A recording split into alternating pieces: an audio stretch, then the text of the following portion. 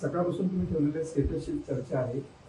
मैत्री असावी की दुसऱ्याची जळणी पाहिजे अशा स्वरूपात स्टेटस. सकाळी म्हणण्यापेक्षा भला पहाटे मी तो स्टेटस ठेवलेला आहे. मी प्रवासामध्ये होतो आणि माझ्या अंदाजाप्रमाणे 6-6:30 वाजता मी तो स्टेटस ठेवला.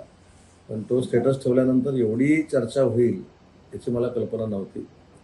पण मी वस्तुस्थिती त्या ठिकाणी मांडली की ठीक आहे, राजकारण हे राजकारणापुरतं मर्यादित असतं.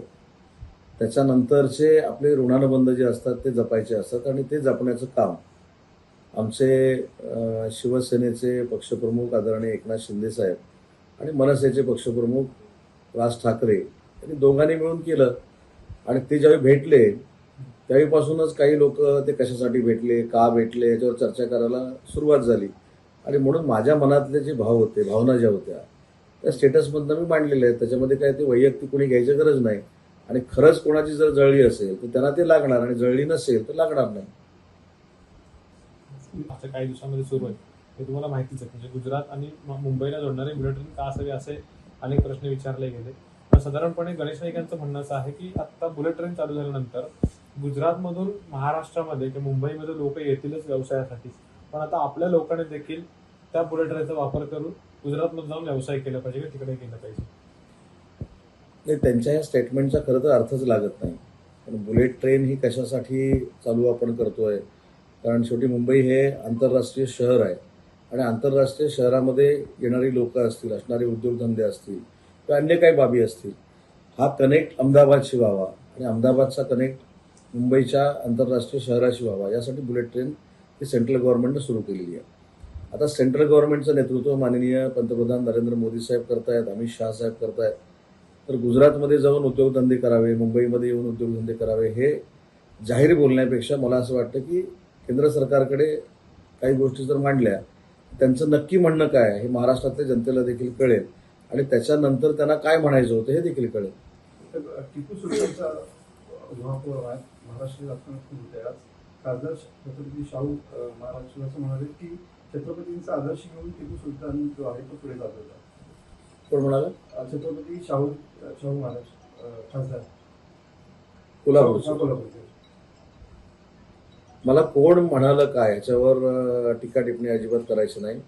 जे पहिलं बोलले होते प्रदेशाध्यक्ष त्यांना काय सांगायचं ते मी आमच्या शिवसेना भाषेमध्ये सांगितलेलं आहे. पण टिपू सुलतान किंवा अन्य कुठचाही माणूस असू दे यांच्याशी थेट छत्रपती शिवाजी महाराजांची तुलनाही होऊ शकत नाही. कारण छत्रपती शिवाजी महाराज हे आपल्या देशाचं, आपल्या महाराष्ट्राचं आराध्य दैवत होतं.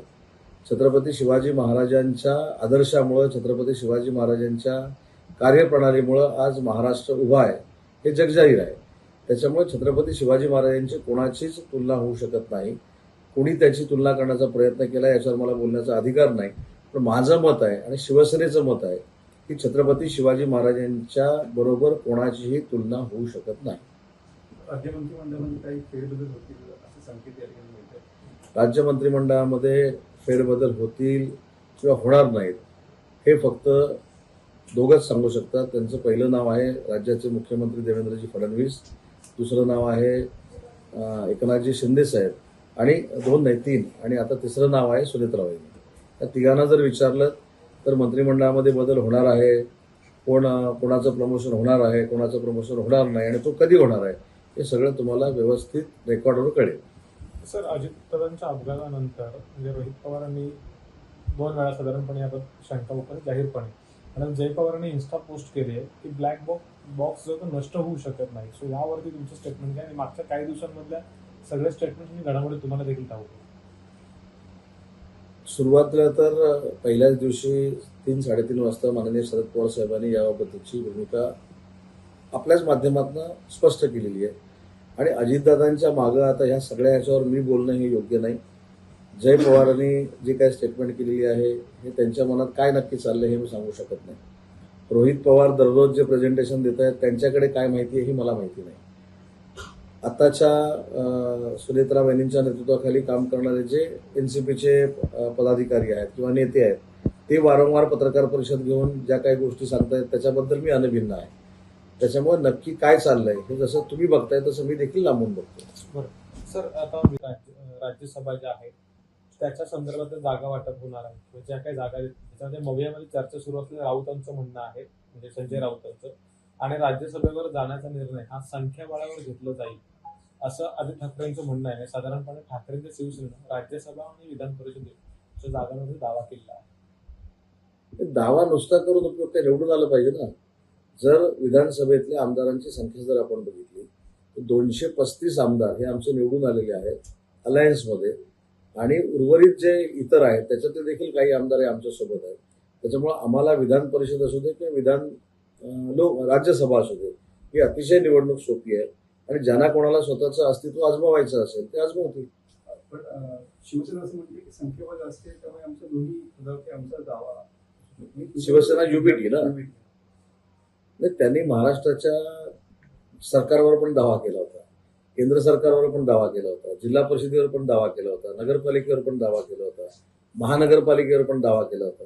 त्याच्यामुळे ते बरेच वर्ष आता दावा करण्यातच आहेत, पुढची वर्ष देखील दावा करण्यातच जाणार आहेत. जिथं संख्याबळ नाही तिथे कॅल्क्युलेशनच होऊ शकत नाही. काँग्रेस म्हणते आमचा उभा करणार, शरद पवार साहेबांचा पक्ष म्हणतो आमचा उभा करणार, हे म्हणणार आमचा उभा करणार. आम्ही मात्र सांगणारे असे आहोत की महायुतीचे आमचे उमेदवार उभे राहतील, तिन्ही नेत्यांच्या नेतृत्वाखाली उभे राहतील आणि ते विजयी होतील.